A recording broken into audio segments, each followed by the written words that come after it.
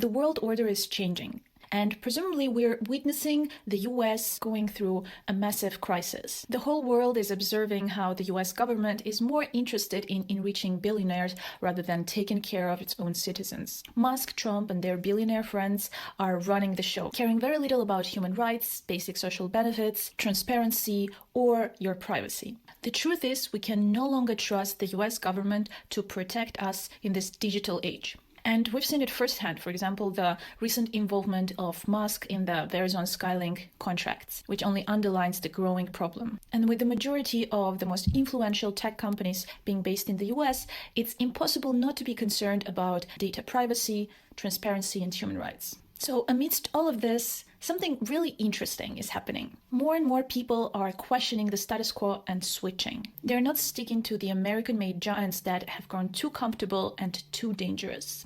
Instead, they are switching to the EU alternatives. The proponents of European alternatives argue that EU governments are simply more trustworthy when it comes to what we would expect normally from a government.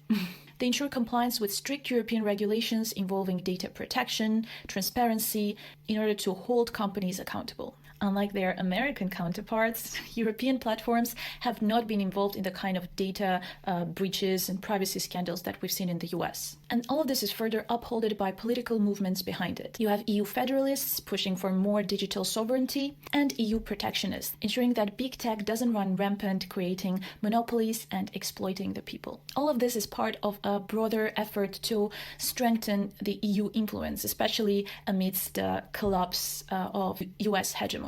The main goal here is not to just avoid Musk and his controversial X platform, gotta miss Twitter, but anyway, it's also about ensuring that monopolies like Google, Meta, and Apple don't dictate the future of the internet.